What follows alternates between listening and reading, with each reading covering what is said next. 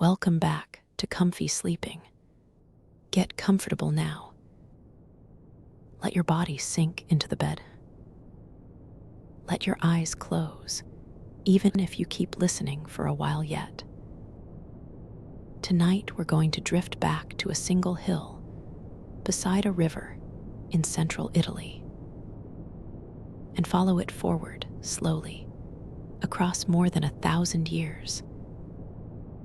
From a small settlement of shepherds and farmers to a republic governed by its own citizens, to an empire that stretched from the misty hills of Britain to the deserts of Syria. This is the real, complete story of Rome. Not the marble statues and the movie battles, but the whole long human arc. How it rose, how it ruled, and how in the end it slowly, unevenly came apart.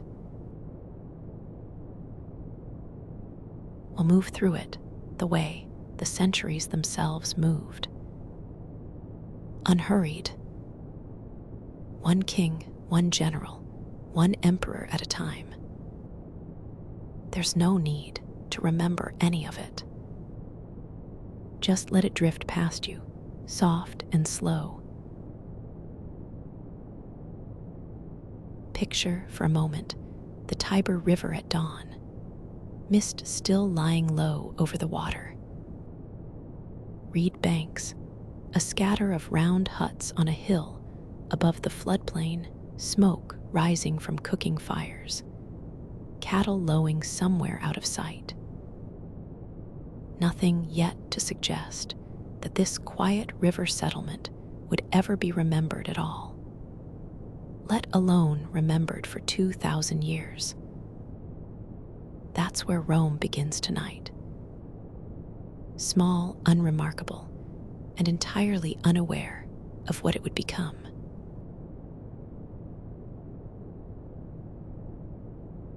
Chapter 1: The Legend of the She-Wolf. Rome's own account of its beginning isn't history in the way we usually mean it.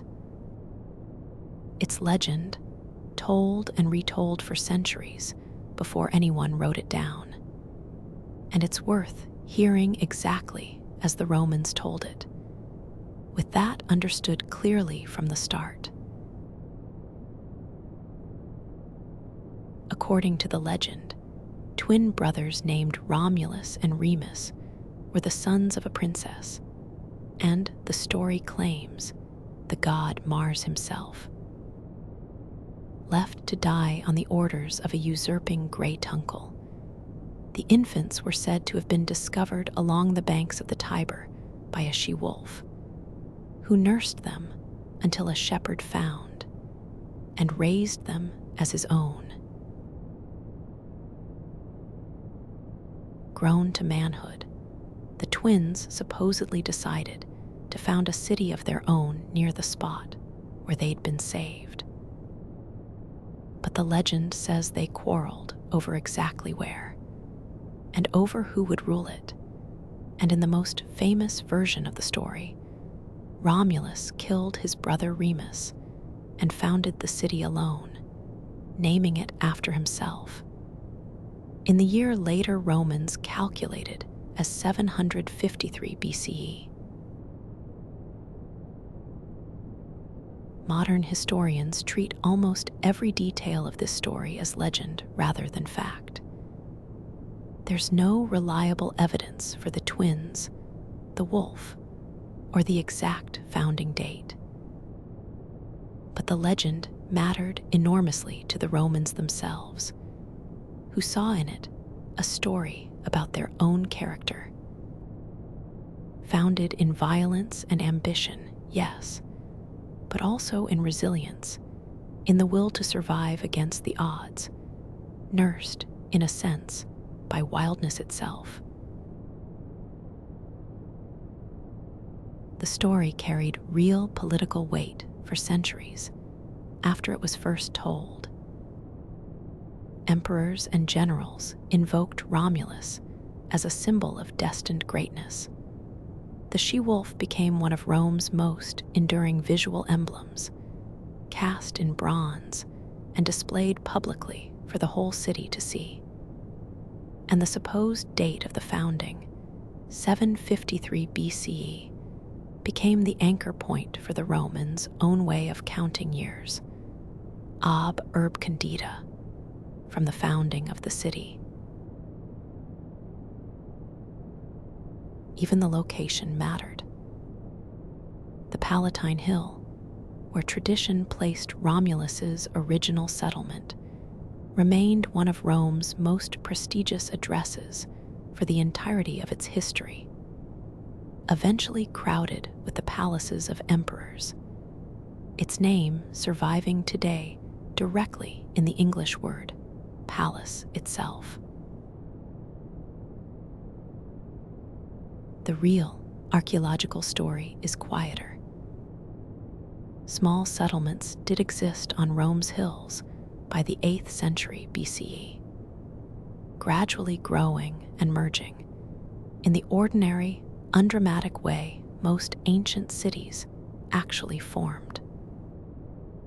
But tonight, we'll follow Rome's own telling of itself first, the way generations of Romans understood their own beginning.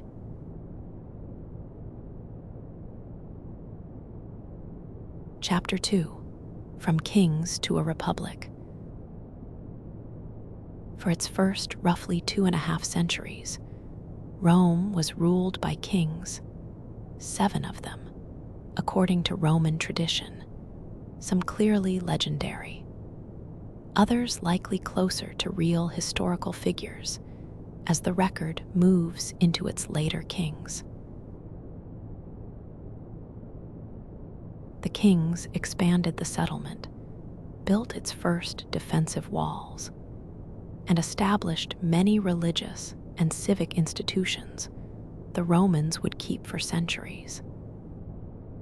But according to Roman tradition, the last king, Tarquin the Proud, ruled as a harsh tyrant, and his son's assault on a noblewoman named Lucretia, who took her own life rather than live with the shame, is said to have finally driven the Roman people to revolt.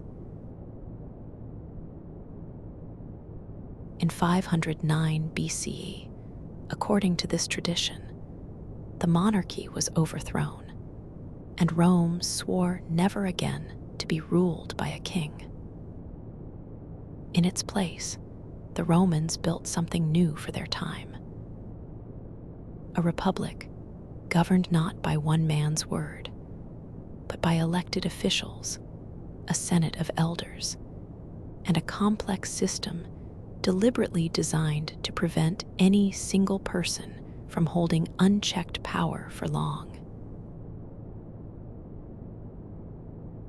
This new republic would not always live up to its own ideals, and we'll see it strain and eventually break under its own success in the chapters ahead.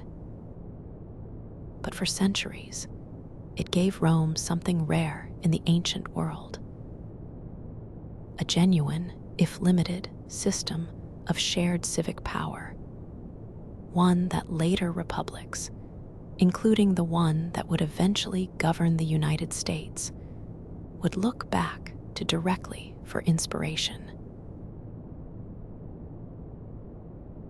The word republic itself comes from the Latin res publica, meaning roughly the public thing or the public matter, a deliberate contrast with the private property of a king, emphasizing that the state now belonged, at least in principle, to its citizens collectively rather than to any single ruling family. The early republic's first centuries were consumed largely by a long, gradual internal struggle known as the conflict of the orders between Rome's hereditary noble families, the patricians, who initially monopolized political and religious office, and the far more numerous common citizens, the plebeians, who slowly won greater rights through sustained political pressure, including, on at least one occasion, simply walking out of the city entirely and refusing to return until their demands were met. A tactic historians call the secession of the plebs.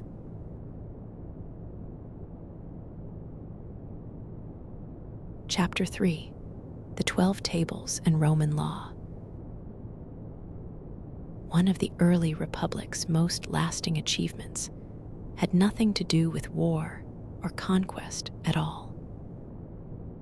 Around 450 BCE, under pressure from Rome's common citizens, the plebeians, who wanted the law written down and made public rather than left to the private knowledge of noble judges, Rome created its first written law code, inscribed on 12 bronze tablets displayed publicly in the Forum. The 12 tables covered an enormous range of everyday life. Property disputes, debt, family law, inheritance, even rules about noise and nuisance between neighbors. Their significance wasn't really their specific content, much of which was harsh by modern standards, but the underlying principle that law should be written, public, and knowable to every citizen, rather than existing only in the memory and interpretation of a ruling class. This idea, law as a shared, public thing rather than a private privilege, became one of Rome's most influential exports, echoing forward through European legal tradition for the next 2,000 years, still visible today in legal systems across much of the world that trace their basic structure back through Roman law. According to tradition, Rome sent a delegation to Greece specifically to study Greek legal codes before drafting the 12 tables, suggesting that even at this early stage, Roman lawmaking looked outward, borrowing and adapting ideas rather than developing in total isolation. The tables were said to have been displayed in the Forum on bronze tablets, though the originals were reportedly destroyed when Gauls sacked Rome in the early 4th century BCE. And later Romans knew the law's content mainly through memorized recitation and later written copies. Roman schoolchildren for centuries afterward were expected to memorize the 12 tables as a basic part of their education, much the way later students might memorize a national constitution. The Roman statesman Cicero, writing centuries later, recalled learning the tables by heart as a boy, and argued that their practical wisdom still outweighed the entire body of Greek philosophy he'd studied since.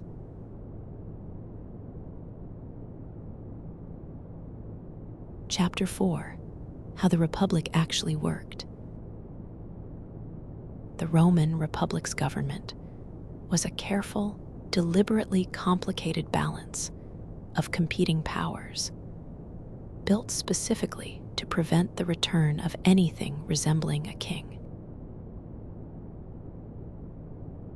At the top sat 2 consuls, elected annually, who held supreme executive authority, but could each veto the other, and who were expected to step down and return to ordinary life once their single year in office ended. Below them, a range of other elected officials handled finance, courts, and public works, while the Senate, made up of Rome's most experienced former officials, debated policy and guided the state's direction, though technically only in an advisory role. Ordinary citizens, meanwhile, voted directly in popular assemblies and eventually won the right to elect their own officials, the tribunes of the plebs, who held the unusual power to veto actions of the Senate or magistrates that harmed ordinary citizens' interests. It was a messy, often slow system, built through nearly 2 centuries of internal struggle between Rome's noble families, the patricians, and its common citizens, the plebeians. But it worked well enough for a long stretch of Roman history to let the city govern itself without a king, while still competing, arguing, and compromising its way toward remarkably stable, long-term decisions.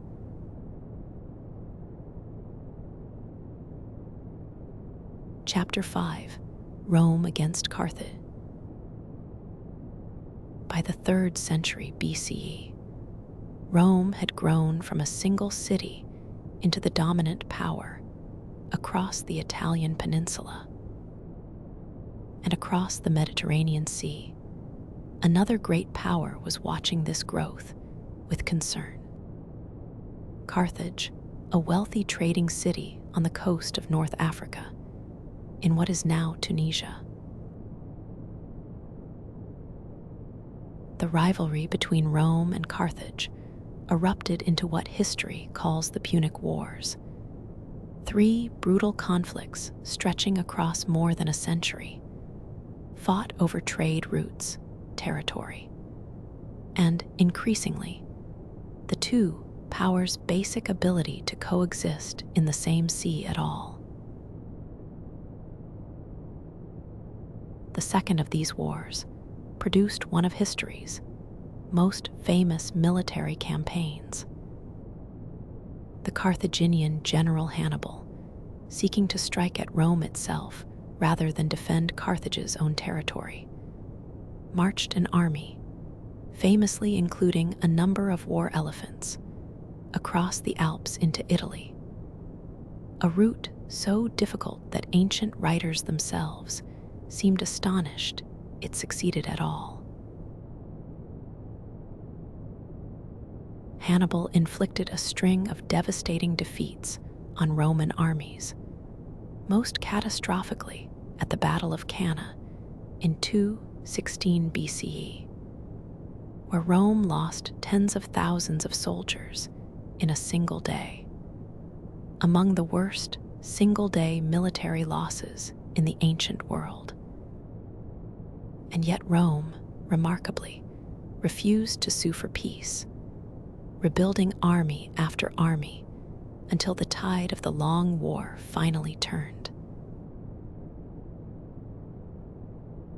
At Cannae, Hannibal executed one of history's most studied tactical maneuvers, deliberately weakening his center to draw the larger Roman army forward, then enveloping it from both flanks with his cavalry, trapping the Roman legions in a shrinking pocket with no room to fight effectively. Military academies still study the battle today, more than 2,000 years later, as a textbook example of a double envelopment maneuver. What saved Rome in the end wasn't a single brilliant counterstroke, but sheer institutional stubbornness.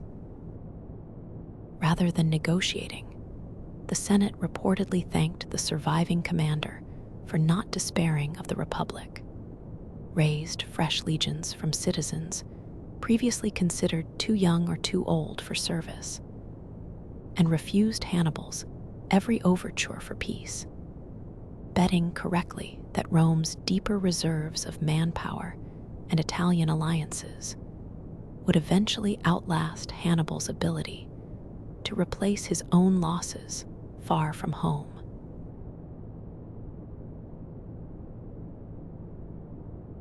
Chapter 6: The Fall of Carthage.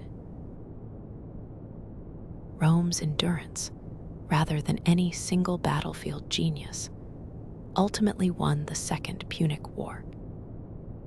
Unable to capture Rome itself or force a political collapse, Hannibal was eventually recalled to defend Carthage against a Roman invasion of North Africa, and was decisively defeated at the Battle of Zama in 202 BCE. Carthage survived this defeat as a diminished, tribute-paying state, stripped of its overseas territories and its independent military. But a faction within the Roman Senate, most famously the elder statesman Cato, remained convinced that Carthage, even weakened, represented a permanent threat, reportedly ending every speech he gave in the Senate, on any subject at all, with the same haunting phrase: "Carthage must be destroyed." That conviction finally led to a Third Punic War in 149 BCE, ending 3 years later with the complete destruction of the city of Carthage itself. Its buildings leveled, its population killed or enslaved, its territory annexed directly as a Roman province. A stark, brutal demonstration of what total victory meant in the ancient world, and a clear signal that Rome now had no rival left anywhere in the Mediterranean. Later, more romanticized accounts claimed Roman soldiers salted the earth around Carthage so nothing would ever grow there again. A vivid image, but one modern historians consider almost certainly a later invention, since no ancient source contemporary with the event actually mentions it. And salt in the quantities described would have been extraordinarily expensive for a cash-strapped post-war Rome to simply pour into the ground. The site of Carthage didn't remain empty forever, either. A century later, Julius Caesar and then Augustus both sponsored the founding of a new Roman colony on the same site, which grew into one of the wealthiest and most important cities in the entire Western Roman Empire. A quiet irony given the site's earlier, total destruction.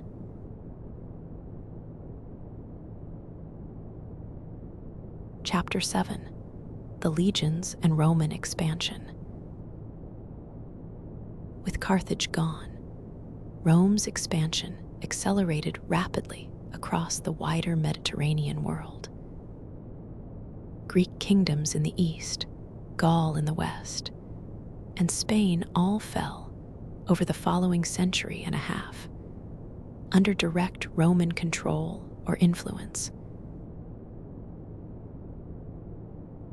The instrument of this expansion was the Roman legion, a highly organized, professionally drilled infantry force built around disciplined formations, standardized equipment, and a command structure that could adapt tactics mid-battle far more flexibly than most of the armies it faced.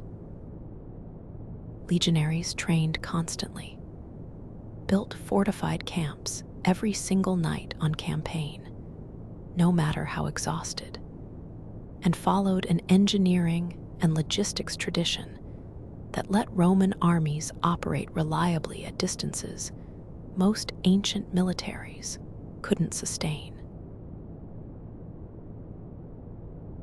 Roman expansion wasn't purely military, either. Conquered territories were gradually woven into Roman systems of law, roads, and trade, and non-Roman elites were often offered a path toward Roman citizenship itself. A strategy of gradual assimilation that helped Roman control outlast the resentment any single conquest might otherwise provoke.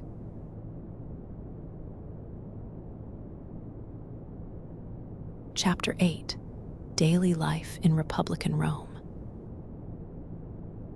Away from the battlefields and the Senate floor, ordinary daily life in Republican Rome centered heavily on family, patronage, and the working rhythms of a growing Mediterranean city. A Roman household was organized around the paterfamilias, the male head of the family, who held formal legal authority over his wife, children, and any enslaved household members. Though real domestic life, as in most eras, involved far more negotiation and mutual dependence than the formal legal picture alone suggests. Rome's streets by this period were crowded, noisy, and increasingly multicultural, filled with merchants, soldiers on leave, enslaved laborers, and citizens of every rank moving between markets, temples, and public baths. The Forum, Rome's central public square, served as courthouse, marketplace, and political stage all at once. The beating civic heart of a city that hadn't yet become an empire in name, even as it already was one in practice.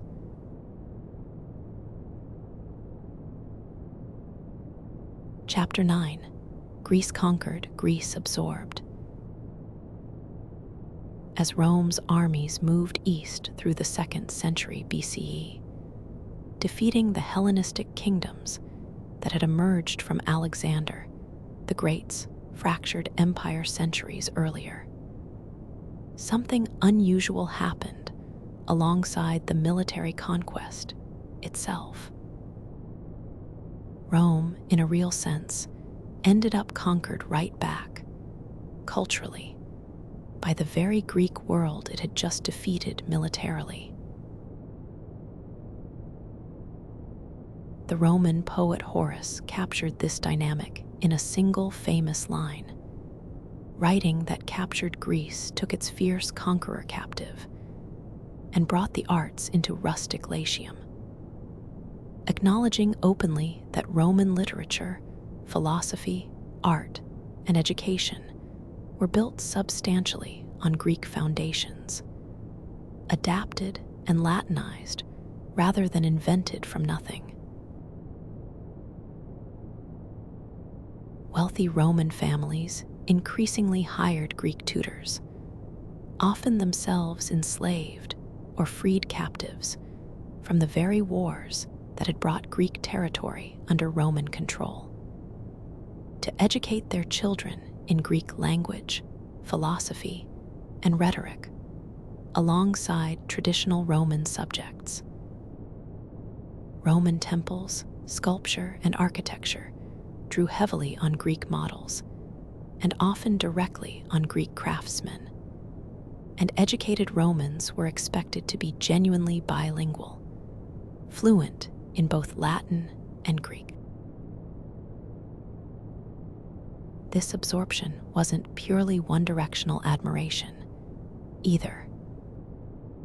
Roman writers and statesmen also worried openly about Greek cultural influence, eroding what they considered sturdy, traditional Roman values, with the elder Cato, the same statesman famous for demanding Carthage's destruction, also warning repeatedly against excessive Greek influence, corrupting Roman discipline and simplicity. A tension between admiration and anxiety that ran through Roman culture for centuries.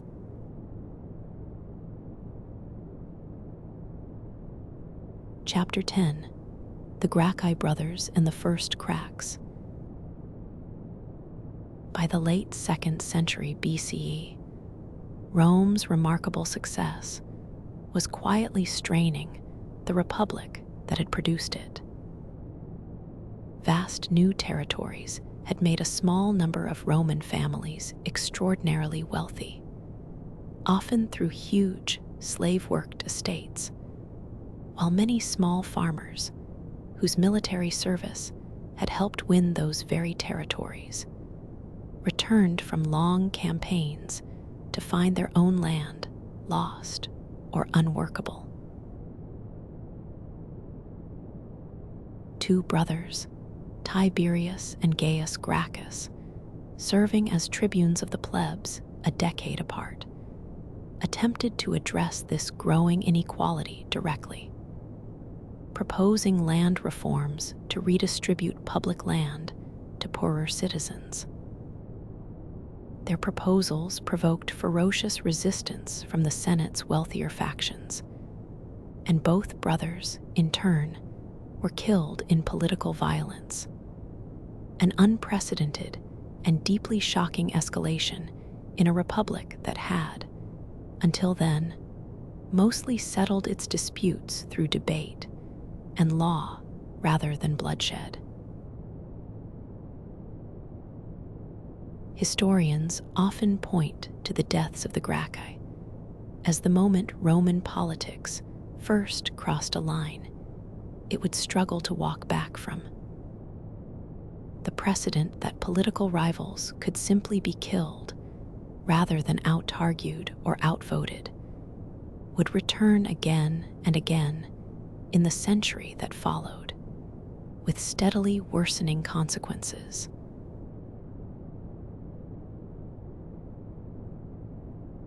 Chapter 11: Marius, Sulla, and the Road to Civil War. In the decades following the Gracchi, two towering, rival figures reshaped Roman politics and the Roman military itself. Gaius Marius, a highly successful general, opened army recruitment to Rome's poorest citizens, who had previously been excluded, creating a more effective military, but also, crucially, tying soldiers' loyalty increasingly to individual generals who could reward them with land and plunder, rather than to the state itself. Marius's rival, Sulla, eventually marched his own legions on Rome itself, an almost unthinkable act by earlier Republican standards, to seize power by force after a political dispute with Marius's faction. After a brutal civil war, Sulla had himself declared dictator, a Roman office traditionally meant for short-term emergencies, and used the position to purge his political enemies through organized killing lists before, unusually, voluntarily retiring from power. Sulla's retirement didn't restore the old republic's stability. It had shown unmistakably that Roman legions could be turned against Rome itself, and that a sufficiently determined, sufficiently popular general could seize supreme power, at least for a time, if he was willing to cross that line. The stage was set for the man who would cross it again, far more permanently.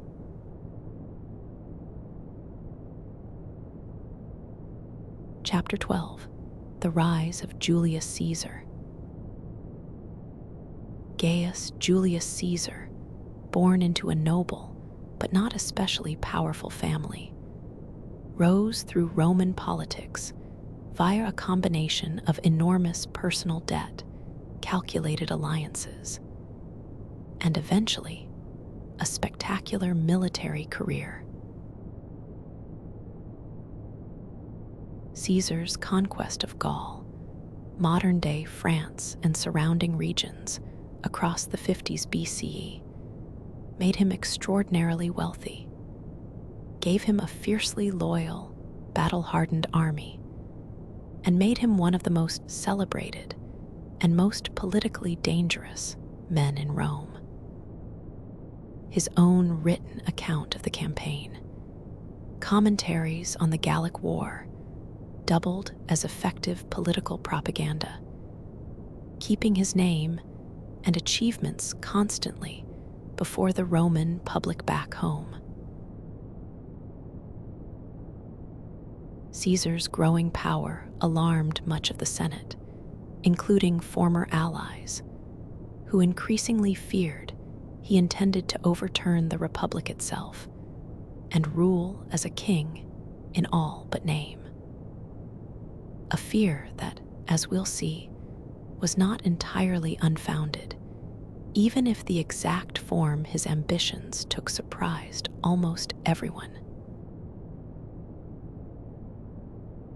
Before his Gallic campaigns, Caesar had already formed an informal but immensely powerful political alliance with two other leading Roman figures, the general Pompey and the wealthy financier Crassus, an arrangement modern historians call the First Triumvirate, though the Romans themselves never used that term at the time. The three men agreed to support one another's ambitions and effectively dominate Roman politics together, dividing influence, command, and patronage among themselves, while the wider Senate looked on with growing unease. That alliance didn't survive contact with ambition and misfortune.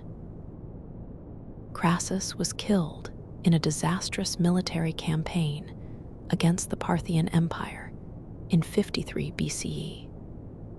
And Pompey, increasingly courted by Caesar's senatorial enemies as a potential check against his former ally, drifted steadily toward open rivalry with the very man he'd once shared power with, setting the stage directly for the civil war to come.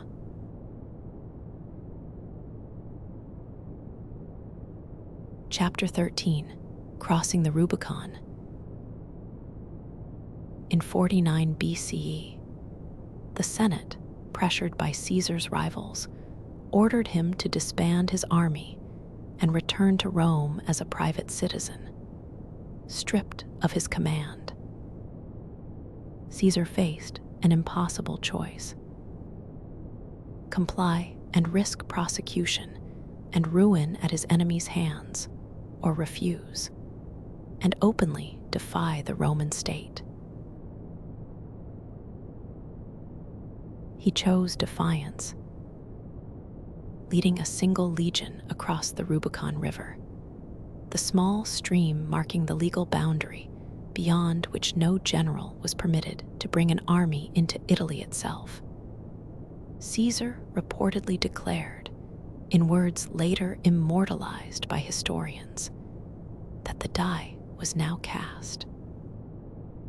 There was no going back.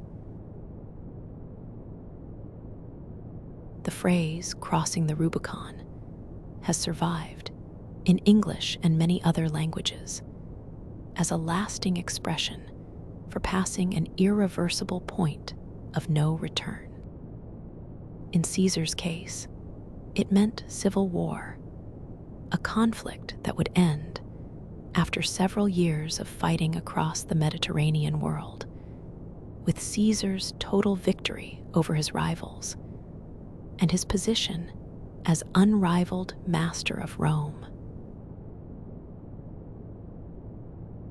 Pompey, unprepared for how quickly Caesar's forces moved and unwilling to risk a siege of Rome itself, withdrew from Italy entirely, eventually gathering a larger army in Greece. The two former allies met in decisive battle at Pharsalus in 48 BCE, where Caesar's smaller but more experienced army won a crushing victory, forcing Pompey to flee to Egypt, where, in a final betrayal, he was murdered on the orders of the young Egyptian king, hoping to curry favor with the victorious Caesar. Caesar spent the following years mopping up remaining resistance from Pompey's supporters across Africa and Spain, all while also becoming personally and politically entangled with Cleopatra of Egypt, whose throne he helped secure a relationship, and a queen who would return to this story again shortly, tied to Rome's fate for another 2 decades yet.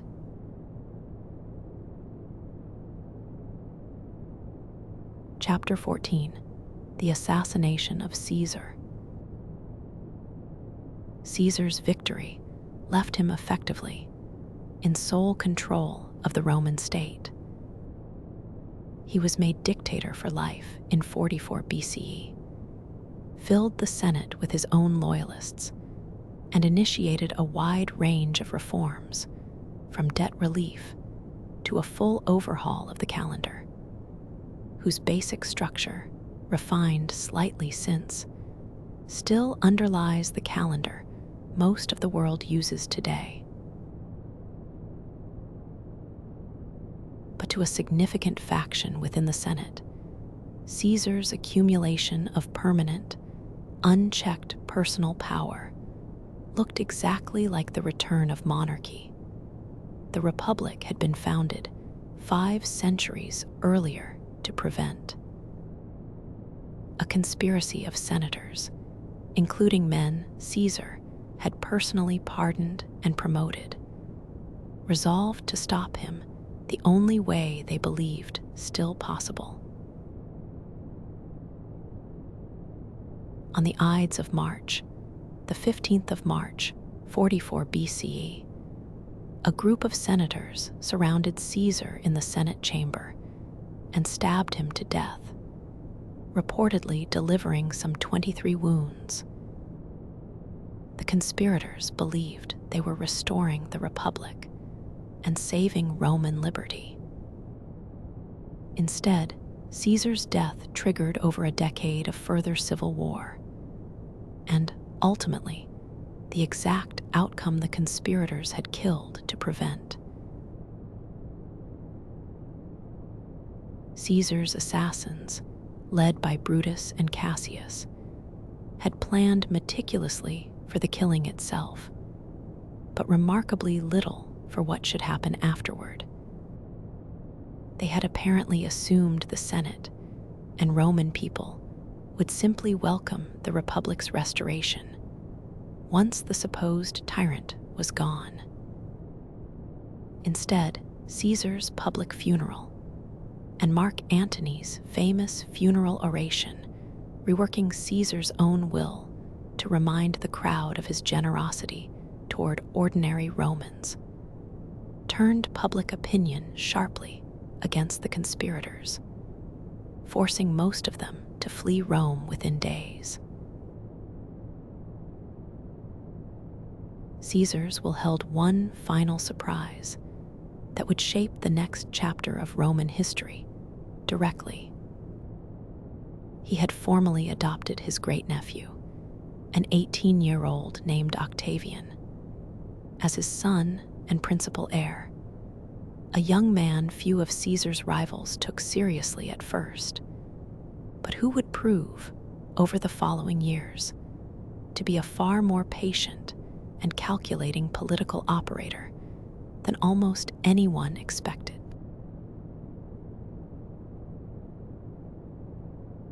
Chapter 15. Cicero and the Voice of the Dying Republic. Few figures capture the anxious, eloquent final decades of the Roman Republic as vividly as Marcus Tullius Cicero, a lawyer, philosopher, and statesman who rose to Rome's highest office, the consulship, despite lacking the noble ancestry that usually opened that path. Cicero built his reputation largely through oratory. His speeches in the Senate and law courts, prized for their clarity, wit, and rhetorical skill. And he used that same skill throughout his career to defend, as he saw it, the Republic's traditional institutions against the growing threat of concentrated individual power. Whether from Catiline, a senator he accused of conspiring to overthrow the state, or later from Caesar himself, whom Cicero distrusted deeply despite an uneasy personal relationship with him. Cicero's extensive surviving letters and philosophical writings offer modern historians an unusually intimate window into the anxieties of Rome's elite as the Republic slid toward collapse. His private correspondence reveals a man who saw the danger clearly, argued against it constantly, and ultimately proved unable to stop it. His outspoken opposition to Mark Antony, delivered in a series of blistering speeches after Caesar's assassination, cost Cicero his life. When Antony and Octavian's second triumvirate drew up lists of political enemies to be killed, Cicero's name was added at Antony's insistence, and he was killed in 43 BCE. His hands and head, which had written and spoken so forcefully against Antony, reportedly displayed publicly in the Roman Forum as a final, brutal warning to anyone who might follow his example.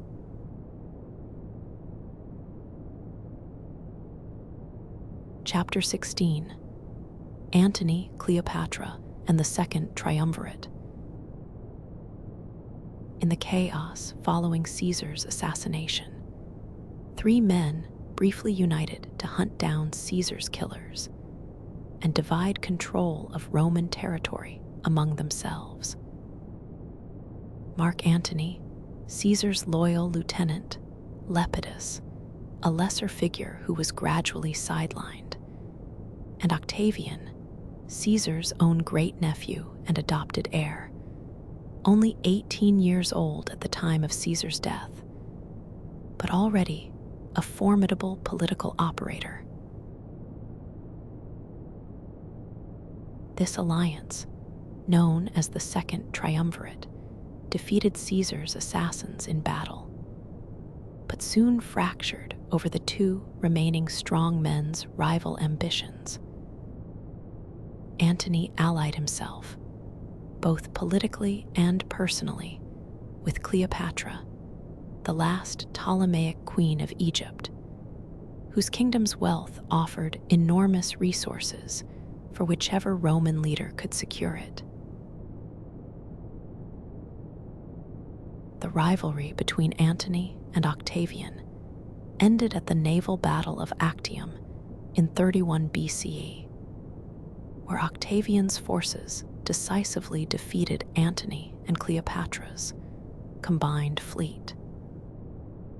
Both Antony and Cleopatra died the following year, by suicide according to the ancient sources, as Octavian's forces closed in on Egypt, and Octavian stood, at last, as the single unrivaled master of the entire Roman world.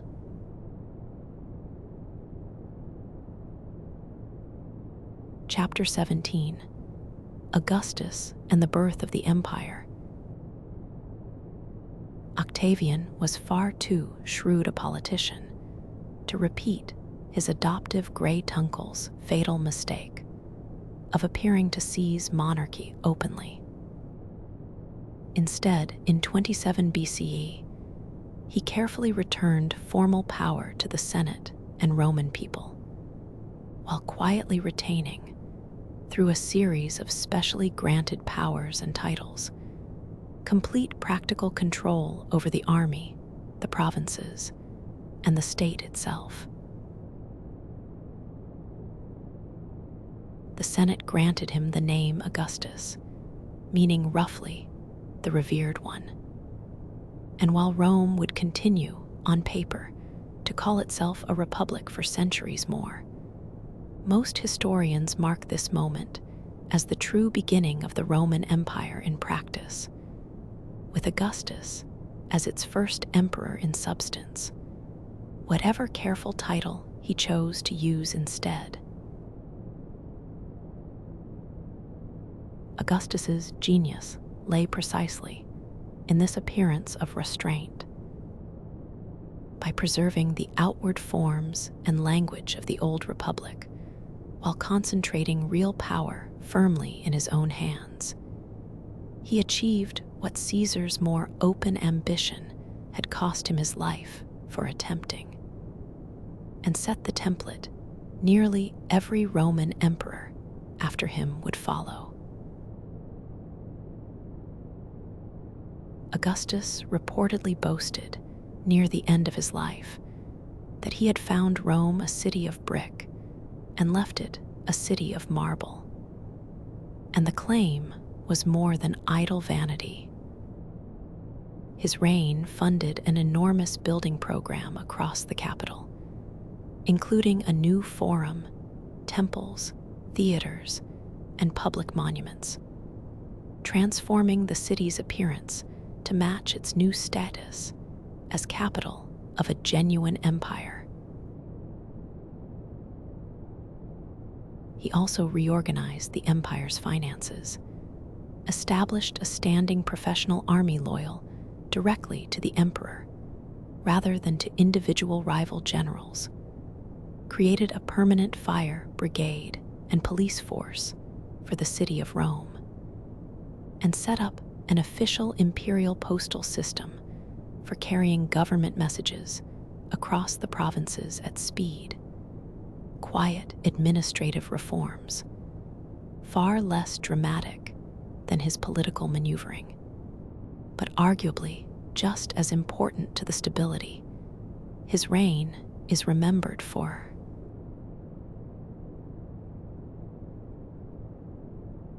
Chapter 18. Virgil's Aeneid and Rome's own epic. Augustus's reign didn't only reshape Rome's government and architecture. It also produced Rome's greatest work of literature, one deliberately crafted to give the new empire a founding story worthy of its new status in the world.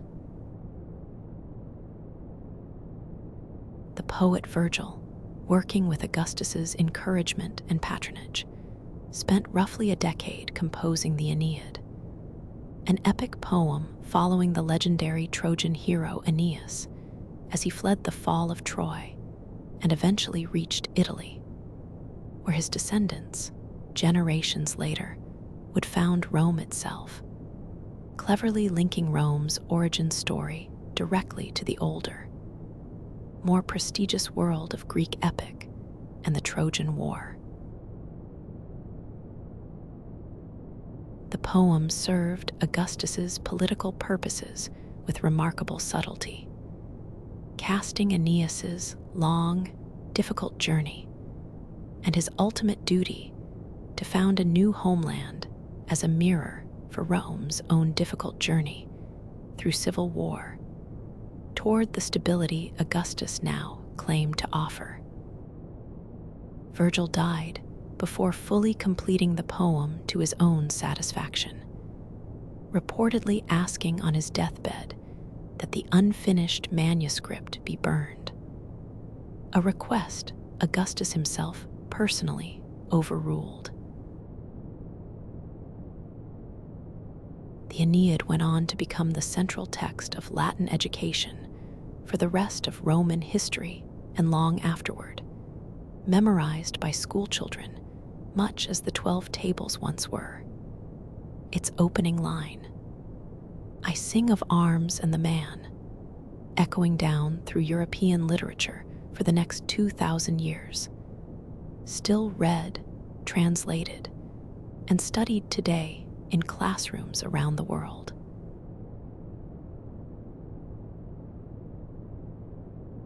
Chapter 19.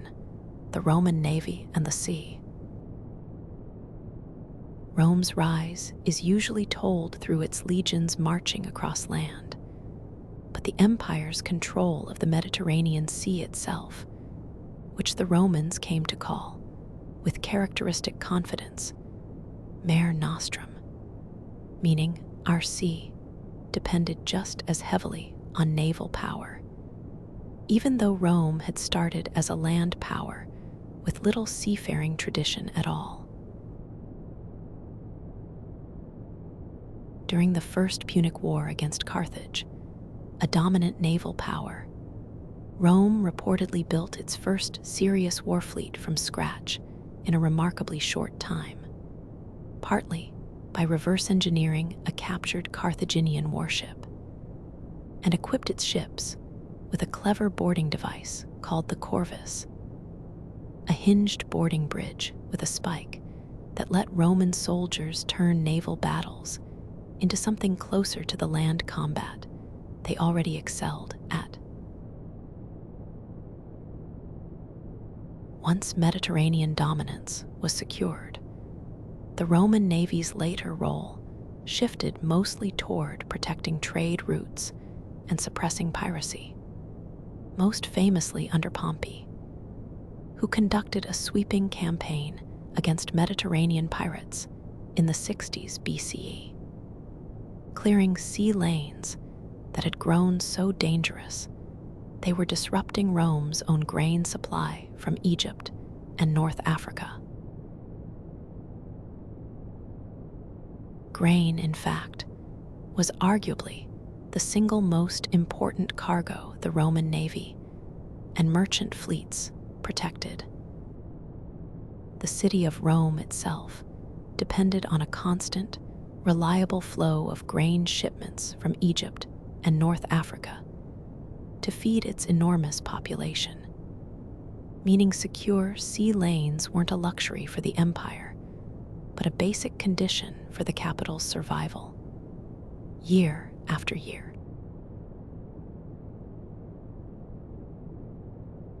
Chapter 20, the Pax Romana. The roughly 2 centuries following Augustus's rise are often called the Pax Romana, the Roman peace. A long, though never entirely uninterrupted, stretch of relative internal stability across the empire's core territories, compared to the chaos of the late Republic's civil wars. Trade flourished across a vast, interconnected Mediterranean and continental network, protected by Roman roads, Roman law, and a standing professional army stationed largely along the empire's frontiers rather than fighting internally. Goods, ideas, and people moved with a freedom and safety that wouldn't be matched again in much of Europe for well over 1,000 years after Rome's eventual decline. This peace was never absolute, and it rested always on the ever-present threat of Roman military force at the empire's edges, and when needed, within its own provinces. But for many millions of people living within its borders, across generations, the Pax Romana meant something rare and valuable in the ancient world. A reasonable expectation that daily life would continue largely undisturbed by war. A merchant in this period could, in principle, travel from the hills of Britain to the deserts of Syria using the same currency, the same basic legal protections, and largely the same language of trade and administration. Latin in the West and Greek in the East, without ever crossing what we'd now think of as an international border. This scale of safe, connected movement across such a vast territory wouldn't be matched again in this same region for well over 1,000 years. Historians sometimes point out that the Pax Romana's stability rested heavily on a single, somewhat fragile mechanism: the orderly transfer of power from one emperor to the next. When that mechanism worked through adoption of a capable heir or peaceful succession, the peace held remarkably well. When it failed, as it repeatedly would in later centuries, the resulting succession crises could destabilize the entire empire almost overnight.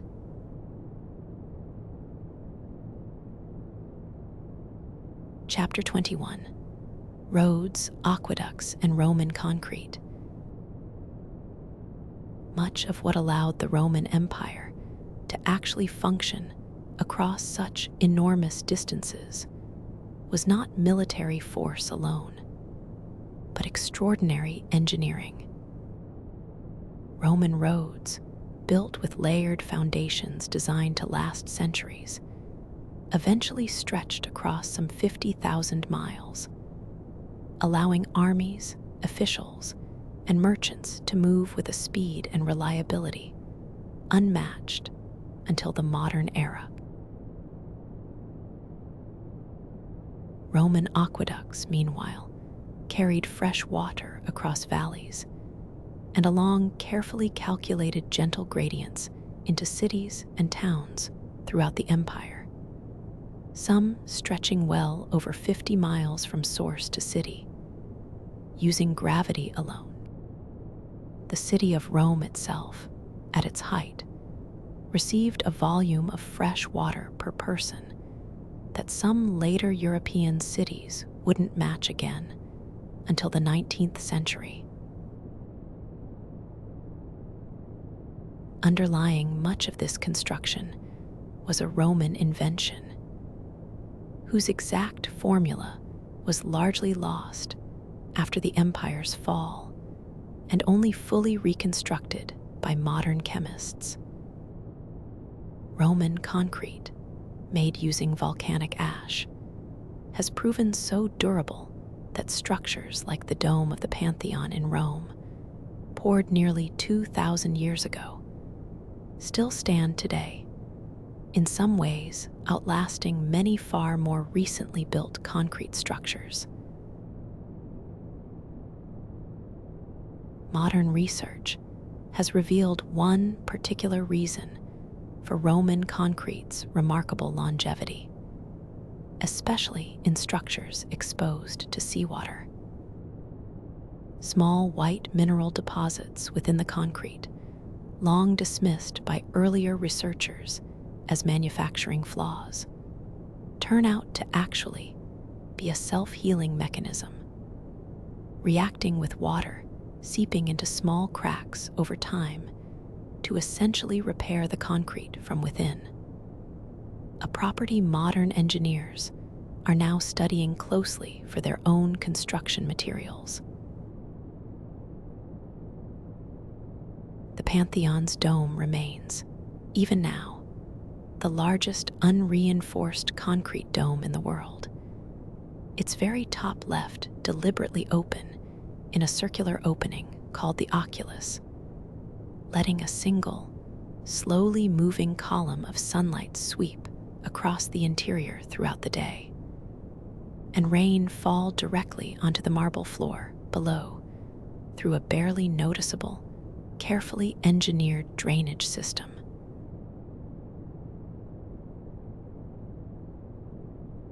Chapter 22: The Roman Games and the Circus Maximus. Alongside gladiatorial combat, chariot racing held an even deeper grip on the Roman imagination. Staged at the Circus Maximus, a massive racetrack in the valley between Rome's Palatine and Aventine hills, capable of holding an estimated 250,000 spectators, dwarfing even the Colosseum in scale. Chariot teams competed under color-coded factions: the reds, whites, blues, and greens that functioned much like intensely loyal modern sports fan bases, complete with dedicated supporters, rivalries that occasionally turned violent, and racers who could achieve genuine wealth and fame despite, like gladiators, often beginning as enslaved people or social outsiders. The most successful charioteers became some of the highest paid competitors in the ancient world. By some later calculations, wealthier, in relative terms, than many modern professional athletes. One charioteer, Gaius Appuleius Diocles, reportedly earned a fortune equivalent to enough gold to feed the entire city of Rome for a year. Across a long, celebrated career, recorded in exacting detail on his own surviving memorial inscription. Emperors themselves attended races constantly, both to enjoy the spectacle and because visible public presence at popular events was itself a form of political currency, letting the crowd see their ruler and ideally feel some connection to him. A public relations exercise more than 2,000 years old, running on much the same basic logic that still applies to politicians attending sporting events today.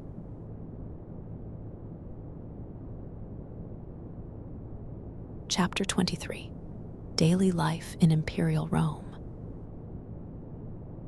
By the height of the empire, the city of Rome itself had grown into the largest city the ancient world had ever seen, home to perhaps 1 million people, an urban scale not matched again in Europe until well over 1,000 years later.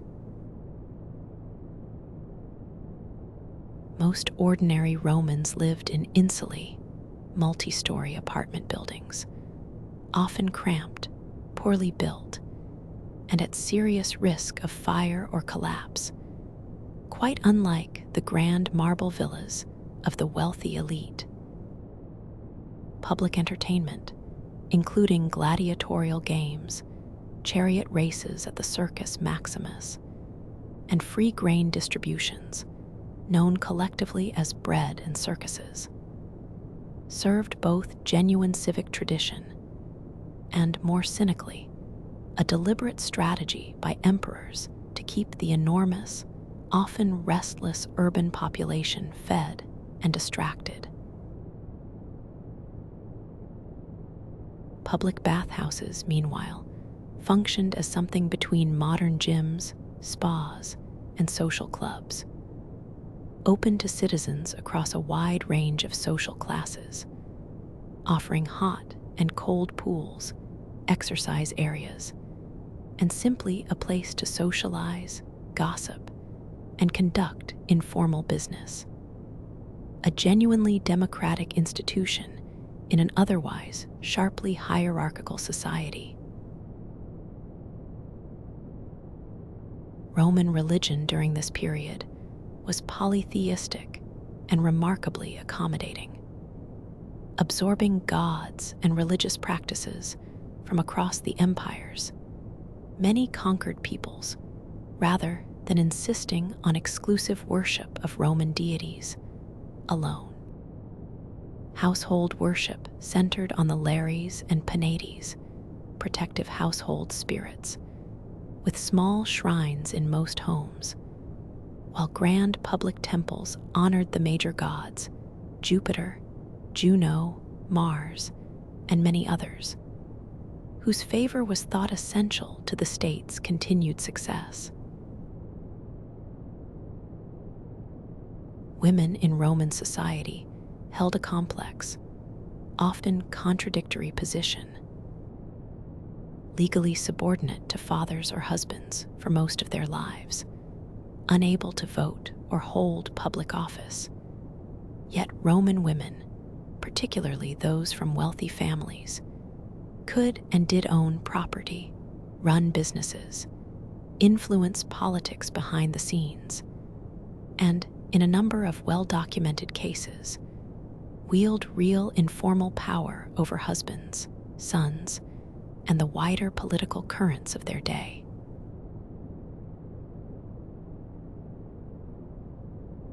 Chapter 24. The Roman Army in the Imperial Age. Under the Empire, the Roman army evolved into a large, professional, standing force, with soldiers serving fixed terms of roughly 25 years in exchange for regular pay.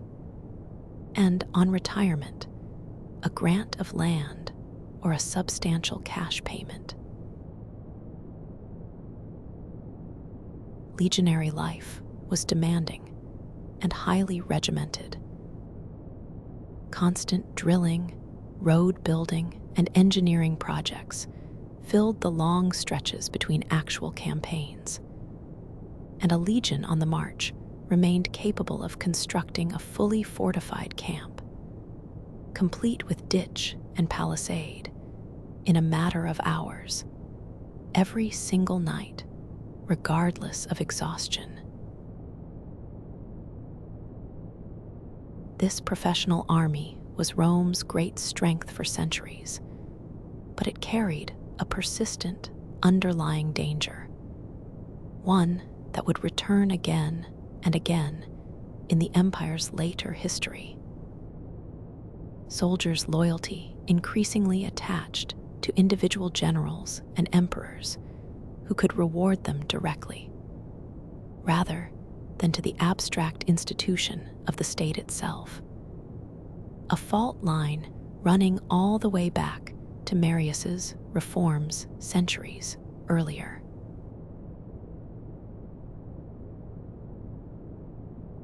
Chapter 25. The Year of Four Emperors. Nero's increasingly erratic and unpopular rule ended in 68 CE with his own suicide, fleeing a Senate that had declared him a public enemy. But his death, rather than resolving Rome's political tensions, plunged the empire into one of its most chaotic years, remembered by historians simply as the Year of the Four Emperors. Because Nero left no clear heir, and the Julio-Claudian dynasty founded by Augustus had now run out entirely. 4 different men in rapid succession, Galba, Otho, Vitellius, and finally Vespasian, claimed the imperial title within a single turbulent year, each backed by different legions in different provinces, each one's claim ultimately settled by force rather than law or lineage. The crisis revealed a truth about the empire that Augustus's careful, stable succession had mostly kept hidden for decades. Real power ultimately rested wherever the legion's loyalty rested, and an emperor who couldn't command that loyalty, or who lost it through weakness or unpopularity, could be replaced with startling speed by whichever general commanded the most persuasive combination of troops and ambition.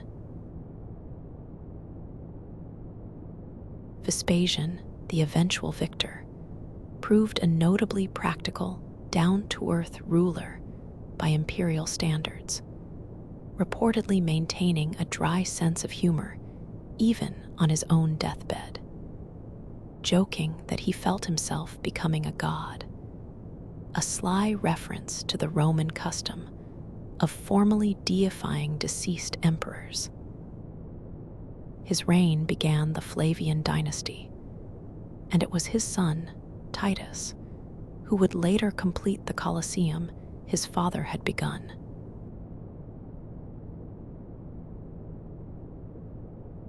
Chapter 26. Nero and the Great Fire of Rome. not every emperor lived up to Augustus's careful model of restrained, effective rule. Nero, who became emperor in 54 CE at just 17 years old, is remembered by ancient historians as increasingly erratic, cruel, and self-indulgent as his reign progressed. In 64 CE, a devastating fire swept through Rome, destroying large sections of the city over the course of nearly a week.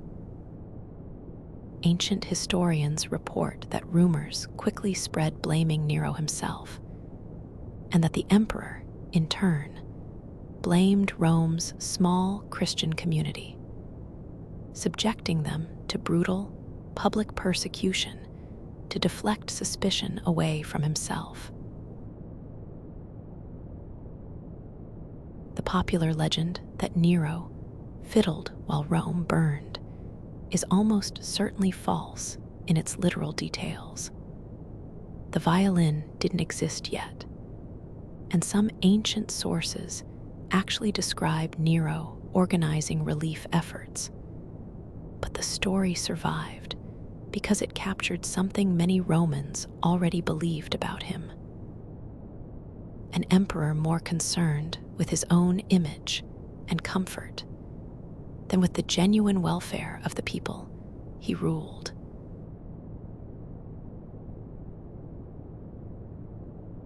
Chapter 27: The Colosseum and the Gladiators. Completed around 80 CE under the Flavian emperors, the Colosseum could hold an estimated 50,000 spectators and stood as the largest amphitheater the ancient world had built, a permanent, monumental symbol of imperial power and public spectacle at once. Gladiatorial combat, staged there, and in similar arenas across the empire, ranged from ritualized, rule-bound duels between trained professional fighters to far more brutal, one-sided executions and staged hunts involving wild animals brought from across the empire's furthest provinces. Most gladiators were enslaved people, condemned criminals, or prisoners of war, though a smaller number of free men chose the profession voluntarily, drawn by fame and prize, money despite the very real danger. Contrary to popular imagination, most gladiatorial matches did not end in death. Trained fighters represented a significant financial investment for their owners. But the danger and the crowd's appetite for it was always genuinely real. Beneath the Colosseum's arena floor lay the Hypogeum, an elaborate underground network of tunnels, cages, and mechanical lifts, allowing animals and fighters to be raised dramatically into the arena through trapdoors, sometimes seemingly appearing from nowhere to the crowd's delight. Ancient accounts even describe the arena occasionally being flooded for staged naval battles, though historians still debate exactly how, or how often, this was logistically achieved. Successful gladiators, despite their low legal and social status, could achieve genuine celebrity, their images appearing on souvenir lamps, graffiti, and even, according to some ancient sources, in demand as good luck charms for fertility and virility.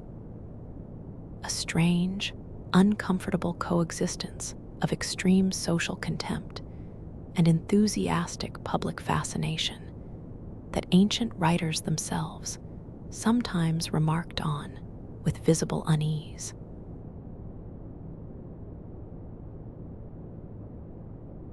Chapter 28. Roman Food and the Rhythm of a Day.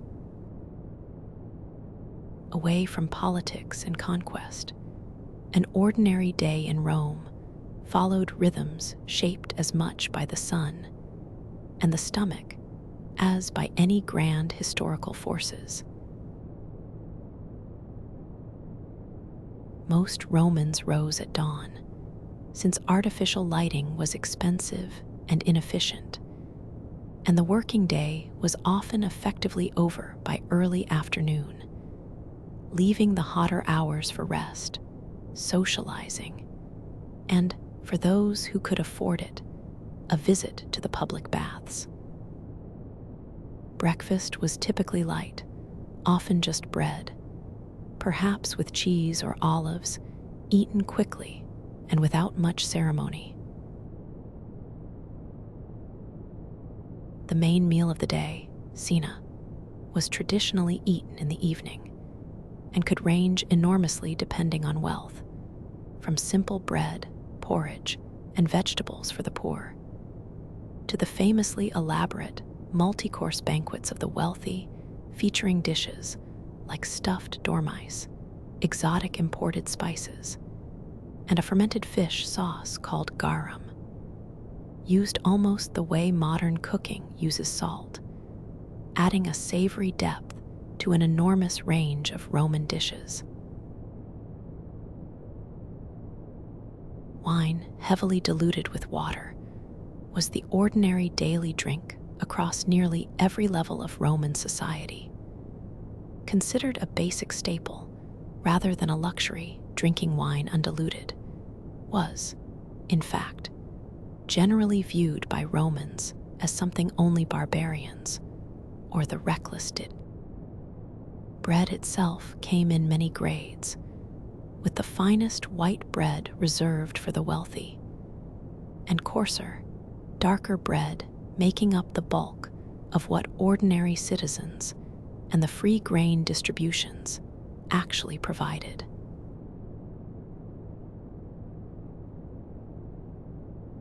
Chapter 29. The Five Good Emperors. Following the more troubled reigns of the 1st century, the Roman Empire experienced roughly a century of unusually stable, competent leadership under a sequence of rulers later historians would call the Five Good Emperors, beginning with Nerva in 96 CE.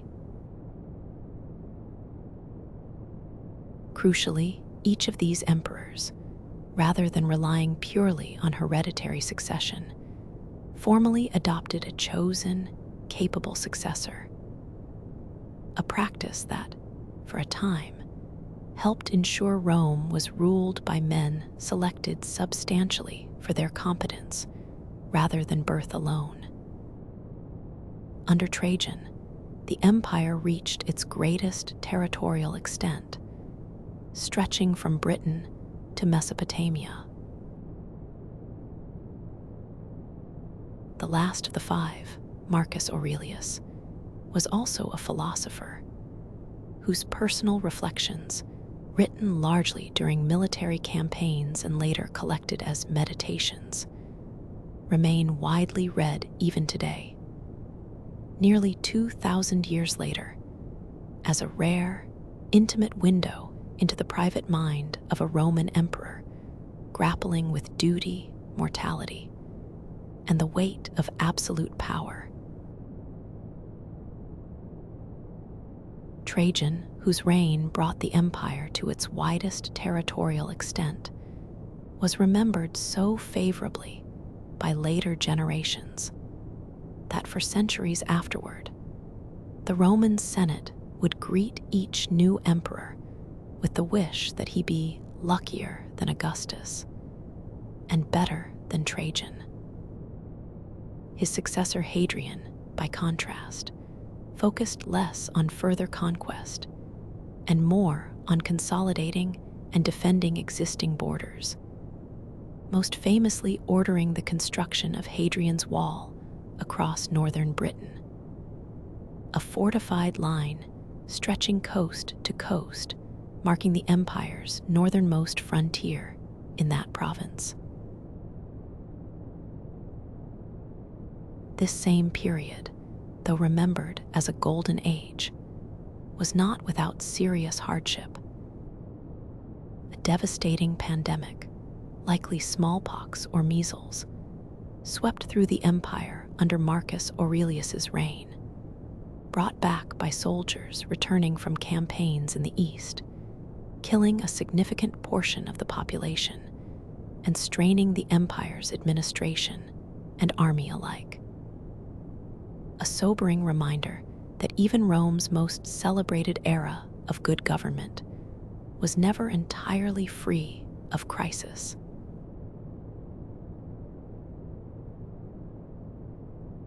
Chapter 30: Hadrian's Wall and the Empire's Edges. Not every part of the Roman Empire looked like the sunlit forums and marble temples of Italy and the Mediterranean core. At its northernmost edge, in what is now northern England, the Emperor Hadrian ordered the construction, beginning around 122 CE, of a fortified wall stretching roughly 73 miles coast to coast, marking a deliberate, permanent limit to Roman expansion in Britain. The wall stood, in places, up to 15 feet high, punctuated by mile castles, watchtowers, and larger forts housing garrisons of auxiliary troops drawn from across the empire. Inscriptions found along the wall reveal soldiers, originally from as far away as Syria and North Africa, stationed at the empire's damp, cold northern frontier. A vivid reminder of just how far Roman military service could carry a person from home. Hadrian's Wall represented something of a philosophical shift from earlier, more relentlessly expansionist emperors. Rather than pursuing endless further conquest, Hadrian focused his reign on consolidating, defending, and administering the territory Rome already held, touring the provinces extensively himself, and investing heavily in fortification and infrastructure rather than new campaigns of conquest. Archaeologists excavating sites along the wall have recovered an extraordinary range of everyday objects: shoes, letters, even a wooden writing tablet inviting a Roman officer's wife to a birthday party. One of the oldest surviving pieces of handwriting by a woman in Latin. Small, human traces of ordinary life carried on at the very edge of the known Roman world, as far from Rome itself as many of its soldiers would ever travel. Chapter 31: The Crisis of the 3rd Century. Marcus Aurelius broke from the adoptive succession practice of his predecessors by allowing his own biological son, Commodus, an emperor ancient historians describe as vain, erratic, and far less capable, to inherit the throne directly. A decision many historians view as the beginning of a long, difficult period in Roman history. The 3rd century CE brought a severe, sustained crisis. A rapid succession of short-reigning emperors, many overthrown or assassinated by their own soldiers, near constant civil war, invasions along multiple frontiers at once, plague, and the currency debasement covered in an earlier comfy sleeping story on the history of money, all compounding at the same time. For several decades, the empire came close to fracturing entirely. with breakaway states forming in both its western and eastern territories. That it didn't fully collapse at this point owes much to a series of tough, capable soldier emperors who gradually restored order through sheer determined military effort across the century's final decades. The scale of the disruption is hard to overstate. Between 235 and 284 CE, historians count as many as 20 or more men claiming the imperial title, most ruling only briefly before being killed by rival claimants or their own mutinous troops. A dramatic collapse in the orderly succession that had helped stabilize the earlier 5 good emperors period. One emperor from this chaotic era, Valerian, suffered a fate that shocked the Roman world profoundly. Captured in battle by the Persian Sassanid Empire in 260 CE, he was held prisoner for the remainder of his life, and later Roman sources claim, with clear horror, that the Persian king used him as a literal human footstool when mounting his horse. Whether entirely accurate or partly exaggerated by outraged Roman writers, the story captures just how far Roman prestige had fallen during this darkest stretch of the crisis.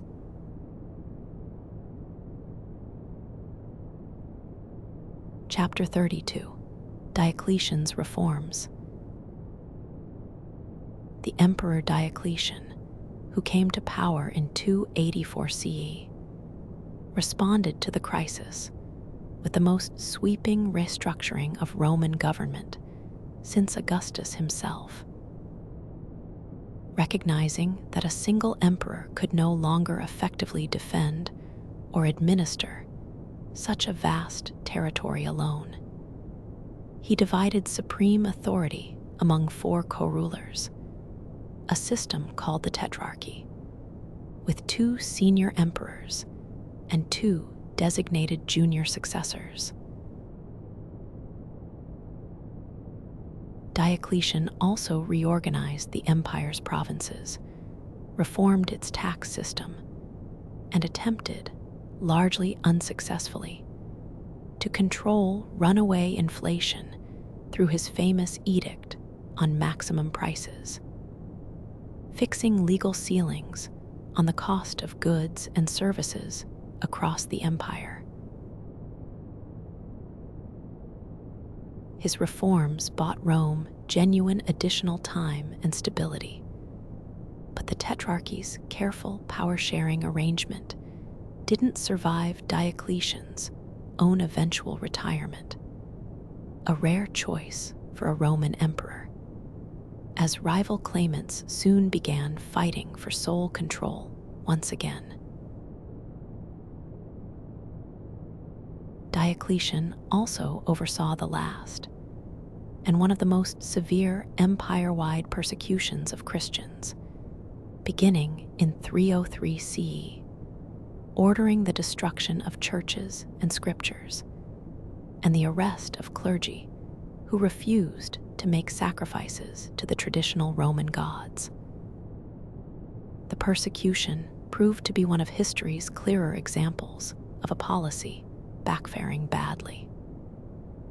Rather than eliminating Christianity, it produced a wave of martyrs whose stories only strengthened the faith's appeal, setting up a striking historical irony given what Diocletian's own eventual successor would do only a decade later.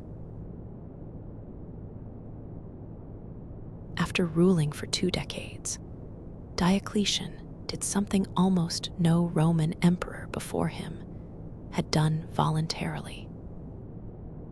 He retired in 305 CE, reportedly to grow cabbages at a grand palace he'd built on the Adriatic coast, in what is now Croatia. When former colleagues later begged him to return and help resolve renewed political chaos. He is said to have replied that if they could see the cabbages he had grown with his own hands, they would never ask him to trade this peace for power again.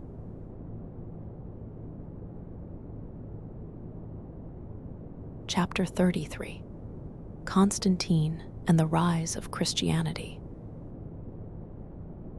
Out of the renewed power struggles following Diocletian's retirement, one figure emerged decisively victorious. Constantine, who defeated his last major rival at the Battle of the Milvian Bridge in 312 CE. A victory he credited to a vision of a Christian symbol before the battle. Constantine's subsequent support for Christianity, formalized through the Edict of Milan in 313 CE, granting religious tolerance across the empire, marked an extraordinary turning point. A faith that had faced periodic brutal persecution under earlier emperors, including Nero, was now openly favored by the emperor himself, setting Christianity on a path that would eventually make it the empire's dominant and later official religion. Constantine also founded a new eastern capital, Constantinople, built on the site of the older Greek city of Byzantium, deliberately positioned to better defend and administer the empire's wealthy eastern territories. That city, as we'll see, would carry Roman identity and governance forward for another 1,000 years after Rome itself had fallen. Constantine also convened the First Council of Nicaea in 325 CE, gathering Christian bishops from across the empire to settle a serious theological dispute over the nature of Christ that was dividing the young faith, producing the Nicene Creed, a statement of Christian belief still recited in many churches around the world today, nearly 17 centuries later. Constantinople's location was chosen with real strategic care. Positioned on a peninsula controlling the narrow strait between the Mediterranean and Black Seas, defended on 3 sides by water, and on the vulnerable land side, eventually by some of the most formidable fortified walls the ancient and medieval world ever built. Walls that would successfully repel attackers for over 1,000 years, until finally breached with the help of early cannon in 1453.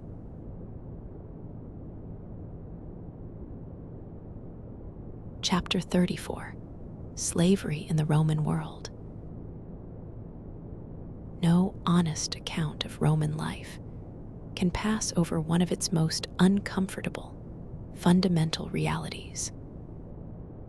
Slavery was woven through nearly every level of Roman society, from the great agricultural estates of the countryside to the households of ordinary city-dwelling citizens, sustained by conquest, trade, and the simple, brutal fact of being born to an enslaved mother.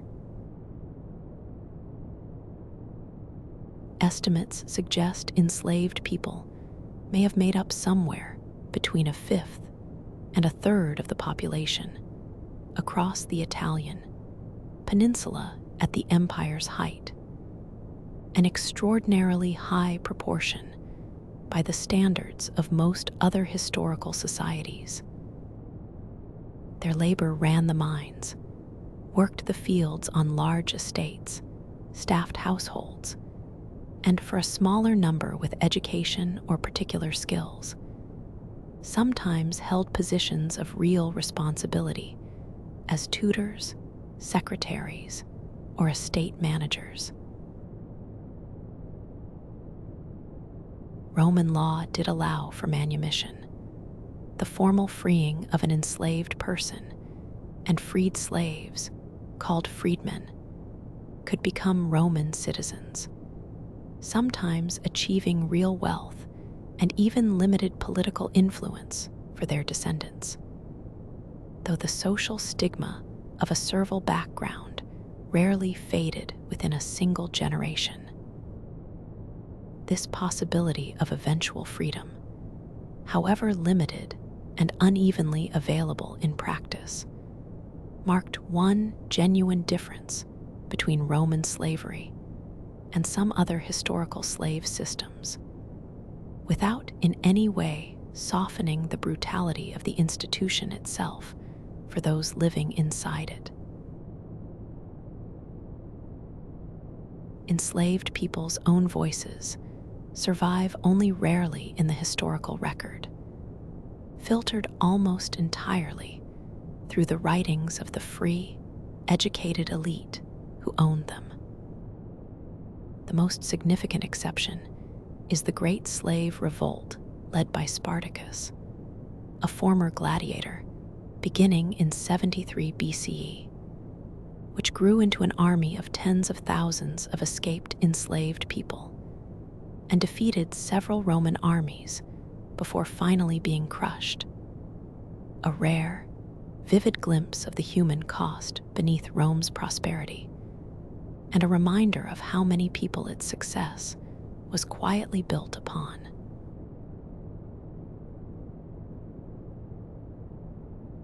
Chapter 35: One Empire, One Citizenship. In 212 CE, the Emperor Caracalla issued an edict that quietly transformed the legal identity of the entire Roman world at a stroke. The Constitutio Antoniniana, as it's known today, extended full Roman citizenship to nearly every free inhabitant of the empire, rather than the more limited citizenship previously reserved mainly for Italy and certain favored provincial communities. Ancient sources suggest Caracalla's motives were at least partly financial. Citizenship came with certain tax obligations, and expanding the citizen tax base helped fund the state's ongoing military expenses. But whatever the underlying reasoning, the practical effect was enormous. Millions of people from Britain to Syria to North Africa, who had lived for generations under Roman rule without ever holding full Roman legal status, became citizens overnight, entitled to the same legal protections and obligations as someone born in Rome itself. This gradual expansion of citizenship, culminating in Caracalla's edict, reflected something genuinely distinctive about how Rome had grown, compared to many other ancient empires. Rather than ruling purely as a distant, foreign occupying power, Rome had spent centuries gradually absorbing conquered peoples into its own legal and civic identity, a strategy that helped bind an extraordinarily diverse, multi-ethnic empire together under a single shared legal framework. However imperfectly and unevenly it was applied in practice.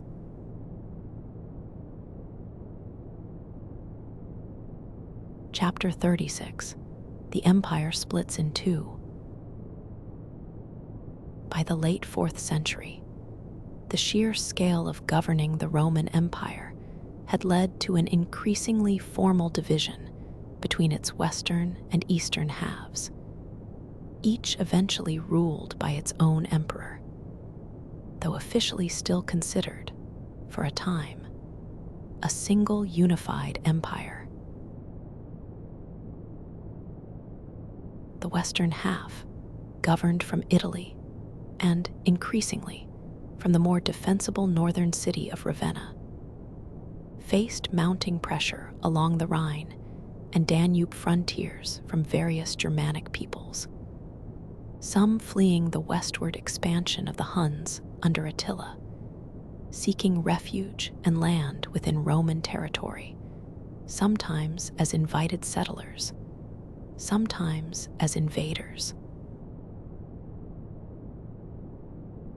The eastern half, centered on the wealthy, well-fortified city of Constantinople, proved far more resilient to these same pressures, and would continue under what historians now call the Byzantine Empire for another 1,000 years after the western half's collapse. A survival covered in an earlier comfy sleeping story on the history of money, where Byzantium's stable gold coinage outlasted Rome's own currency by centuries. The Western Empire's difficulties weren't purely military, either. By the 4th and 5th centuries, the Western provinces had grown noticeably poorer and less urbanized compared to the wealthier Eastern Mediterranean, meaning the West had a shrinking tax base to fund the same enormous military expenses at exactly the moment external pressure was increasing. A slow-moving economic weakness underlying the more dramatic military crises historians usually focus on. The pressure from Germanic peoples along Rome's northern frontiers wasn't a single invasion, but a decades-long, uneven process. Some groups arriving as desperate refugees, fleeing the Huns and seeking Roman protection, others as opportunistic raiders, and still others as former Roman allies and soldiers who gradually came to control Roman territory and institutions from within, sometimes with an official Roman title, sometimes without one at all.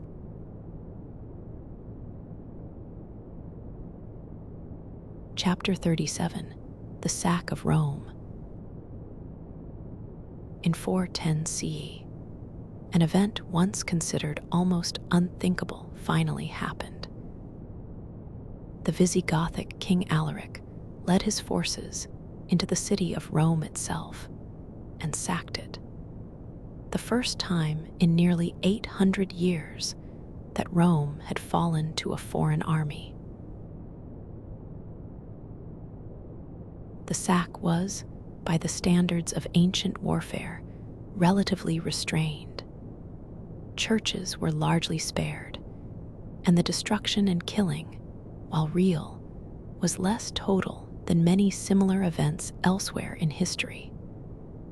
But the psychological shock across the Roman world was immense. The city that had once seemed eternal and untouchable had proven, after all, to be vulnerable. The Christian scholar Augustine of Hippo, prompted directly by the shock and questions following Rome's sack, wrote his monumental work, The City of God, partly to address widespread anxiety that Rome's abandonment of its old pagan gods in favor of Christianity had somehow caused this disaster. A debate that reveals just how deeply the sack of Rome shook the wider Roman world's sense of itself. Alaric's Visigoths had actually spent years negotiating with Roman authorities before the sack, seeking land, supplies, and formal recognition within the empire, repeatedly frustrated by broken promises and shifting Roman policy. The eventual sack, in this light, was less a sudden foreign invasion and more the final, violent breakdown of a long, failed negotiation between Rome and a people who had, in many ways, already spent a generation trying to find a place within the empire rather than simply outside it. Rome itself, by this point, wasn't even the Western Empire's official capital anymore. That distinction belonged to the more defensible city of Ravenna, protected by marshes and fortifications, meaning the sack, devastating as it was, targeted Rome's immense symbolic weight far more than the actual functioning machinery of Western Roman government.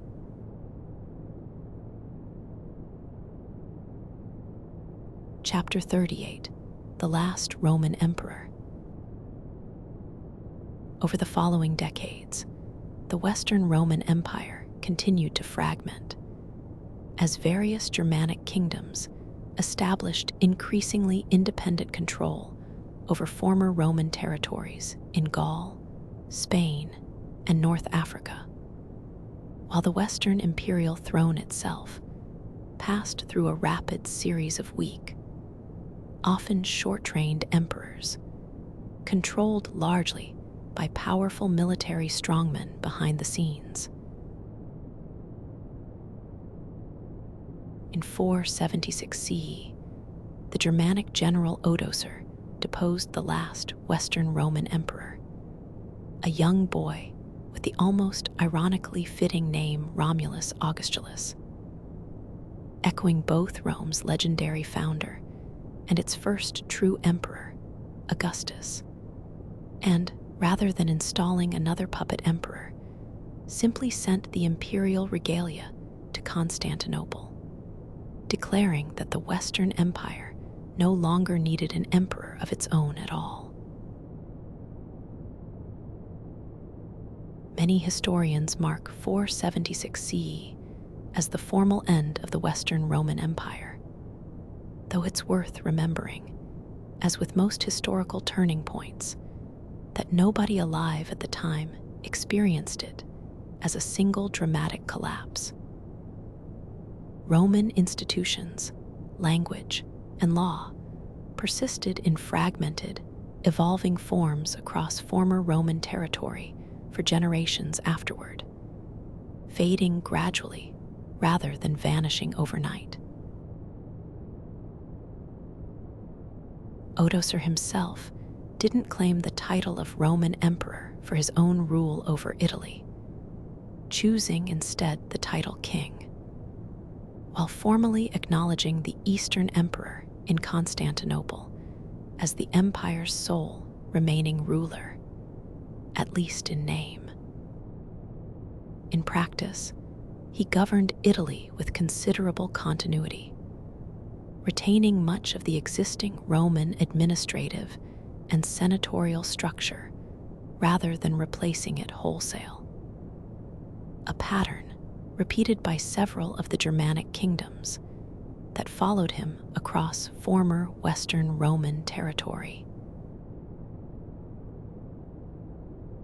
Contemporary sources barely remarked on 476 CE as a major event at all.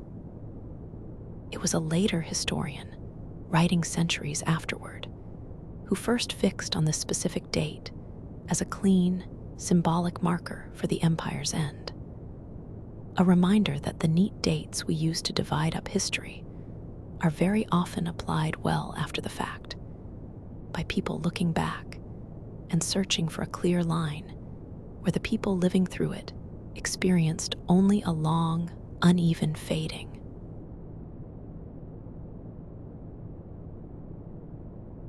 Chapter 39, What Survived.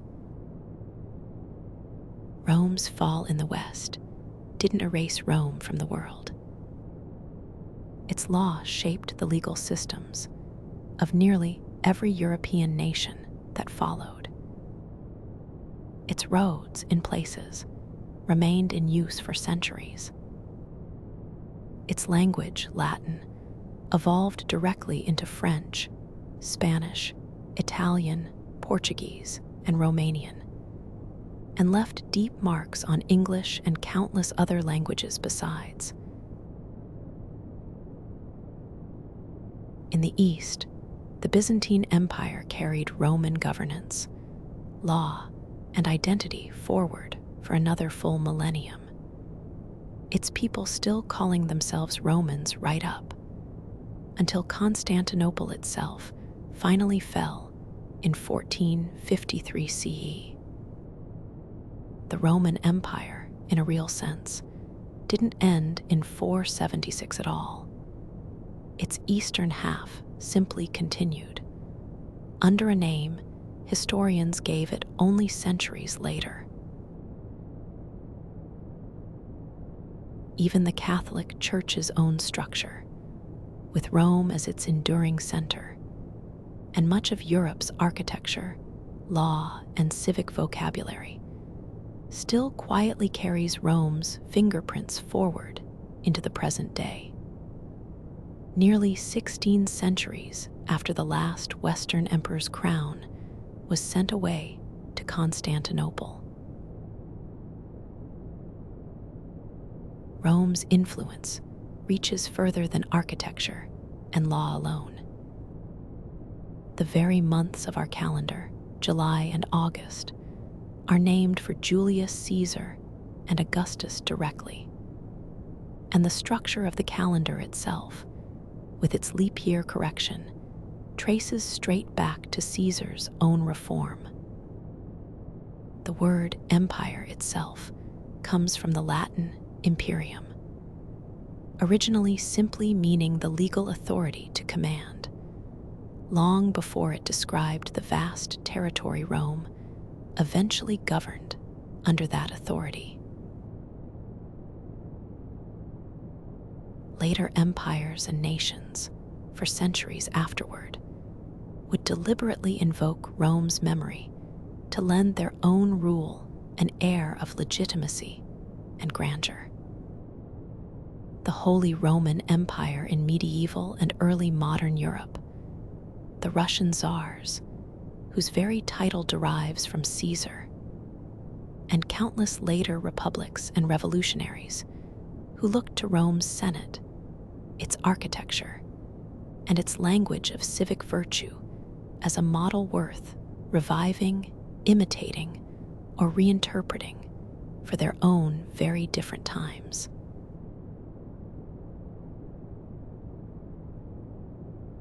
Chapter 40, What Remains.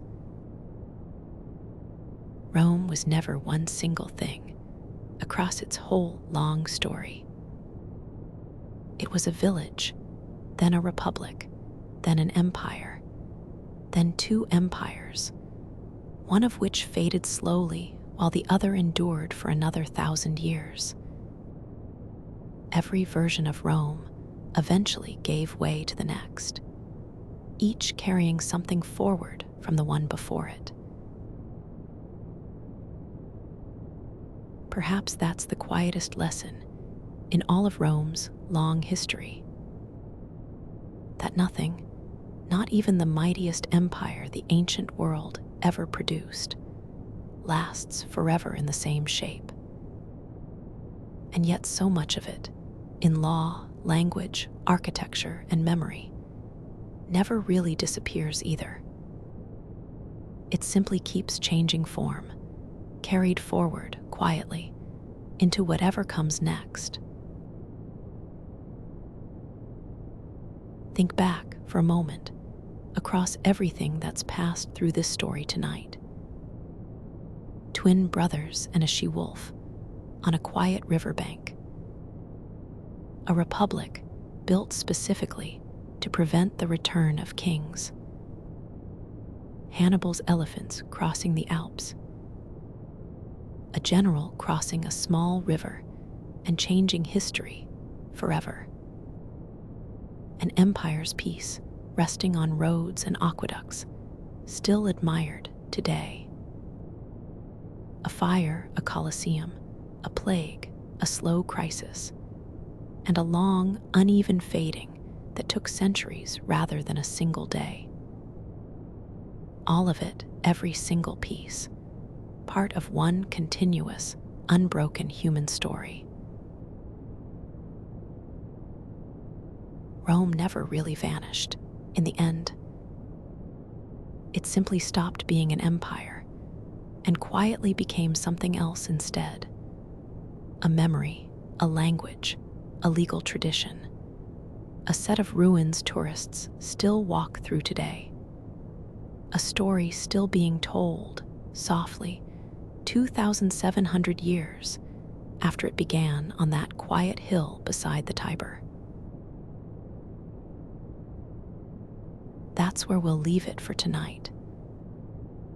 Let the legions and the emperors and the long centuries fade quietly now.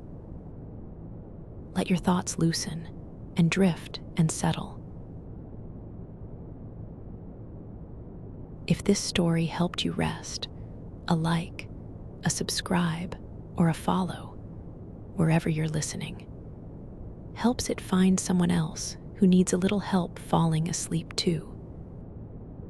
But that's a thought for tomorrow, not tonight. For now, just rest. Let go of the legions and the emperors and the long, quiet centuries behind them. You're safe, you're comfortable, and there's nowhere else you need to be right now. Somewhere tonight, quietly, ordinary things are still carrying Rome forward without anyone particularly noticing. A word in a sentence you might speak tomorrow, a building's arch or dome, a line of law, a month on a calendar, a road still running along a route first laid out 2,000 years ago. Small, unremarkable inheritances from a village on a hill beside a river, still here, long after the empire itself is gone. Let your breathing slow, gently, on its own. There's no more history to follow now, no more kings, no more emperors. Just this quiet room, this quiet moment, and the soft, steady dark settling in around you. Sleep now. Drift all the way down.